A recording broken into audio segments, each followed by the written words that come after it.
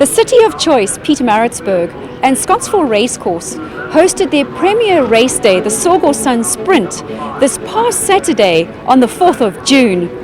Sleepy Hollow, as the city is fondly referred to, was awakened by the arrival of the country's best sprinters. 4 Group 1 sprints on a dedicated race day is not only unique in South Africa, but in the world of racing.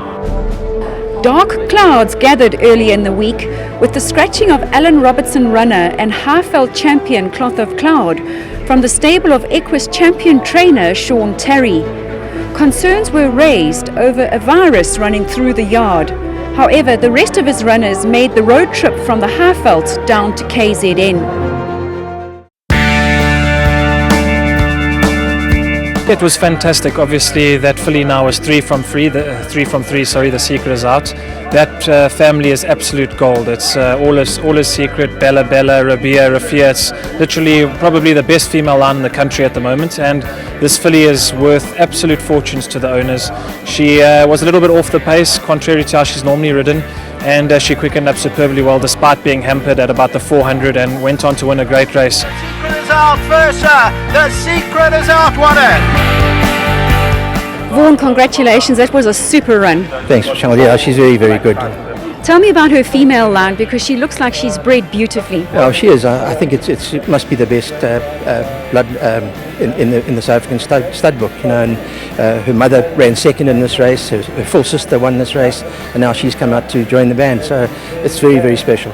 What makes her different? What makes her the athlete that she is? Temperament. You could put a bomb under her, nothing worries her. And she's just, all she wants to do is run. That's all she wants to do. She's probably going to go a mile, which is what the trainer Vaughan Marshall suggested. So there's going to be a lot of improvement to come. And the form is strong because the second placed filly Furso unfortunately missed the kick here, won the fillies nursery up in Johannesburg, that Australian import by Hard Spun. So great form lines, very good fillies, and it bodes well for our next crop of 3-year-old fillies next year.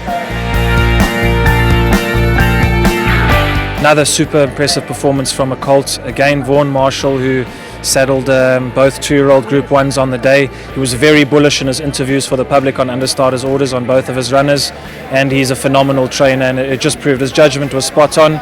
Always in charge is going to win it though, and always in charge goes on to win it. Seattle Singer. He jumped nicely, showed good early gate speed. I thought the front horses might have. I thought the jocks maybe went a touch on the early side. I just waited for possibly a furlong, and when I got after him, he just let down. Is he a horse with a lot of spirit, just watching the way you handled him going down? I've yet to think of a word that describes him. You know, spirit may very well be the right word, but he is a bit of a boy. He's just got raw ability. Interesting, because that mare's produced already 10 or 11 foals before this colt, and a lot of buyers, obviously, they seem to try and stick between the second and fifth produce and not like to buy produce from older mares. But this is a colt from a very old mare and a stalwart producer in her own right, and he looks like a horse who's going to go right through and train on as a 3-year-old Guineas type of horse. He's bred to go a mile as well, and obviously second place from a filly again. We see the juvenile fillies always campaign well against the colts. She's a full sister to Gulf Storm, who won the Group 1 Cape Fly, who had an unlucky day today in the main race, but good performance from her. The Cornet Spies runner, Seattle Singer as well, but a very special colt in the making. Yeah, obviously it was Carry On Alice's race to lose. She's beaten fillies of this caliber and colts many times before, but it wasn't her day today. Whether that's got to do with the possible virus that was going through the Terry yard, the blood picture will probably show in the next week when they do the test. That'll come out in the wash, and I'm sure the public will be made aware of how her bloods are. But take nothing away from the Dean Cannemare trained filly. She's always been a filly with a high reputation.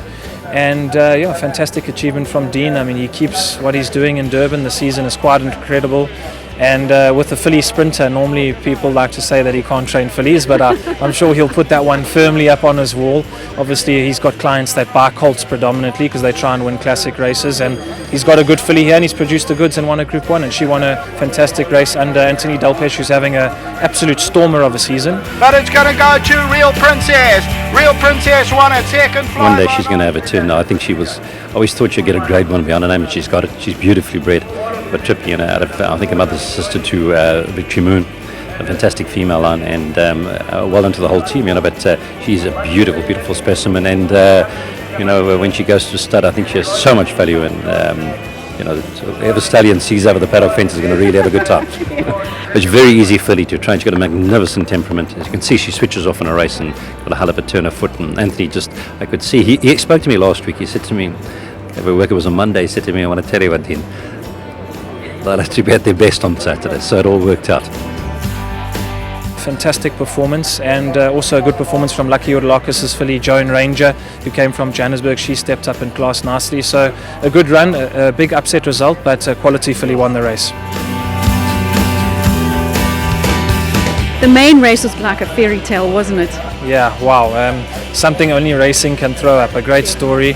I, for myself, personally thought the horse couldn't win. Obviously, the Tsogo Sun, this sprint being a handicap, he was giving kilograms and kilograms of weight to everyone in the field, including the second horse. He gave 7 kilos, and Accelerator he gave 6.5 or 7 kilos as well. And a phenomenal story for Kune de Beer, who owns and trains the horse all the way out at the Vaal or in Johannesburg, wherever he is based at the moment. And Pierre Stratham, he's just phenomenal. He's come back from his injuries, booted on the Group 1 winner.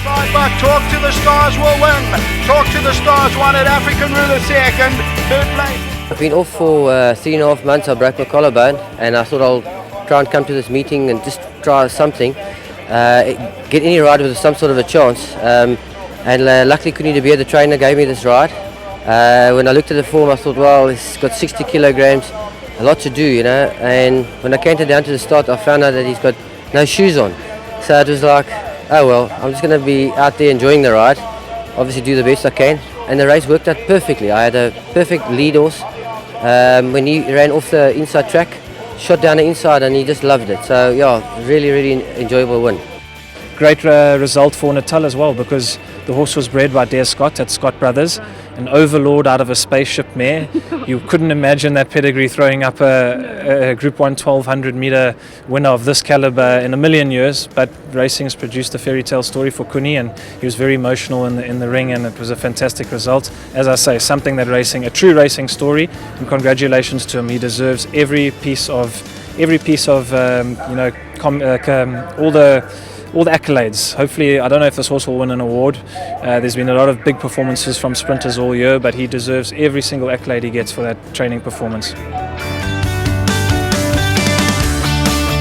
The course has played completely and purely fair. I think it was a masterstroke moving the rail up a few meters on the inside, because although the main race did throw the winners from the inside and a couple of the placed horses, the other races, Real Princess through the middle to outside, and the 2-year-old races seem to be dominated down the middle to outside. So in fact, in the filly sprint, the older filly sprint, that filly that we have at Main Chance Princess Royal was drawn 1, and the whole field went away to the outside and she was left alone. So it shows a complete different type of tactic and strategy from the riders. They're now treating the course like you don't have to be on the inside rail. It can be more fair to you, and that's great because it gives fair results, fair racing. You can win from anywhere on the course, which is what happened today, which is great for Group 1 racing.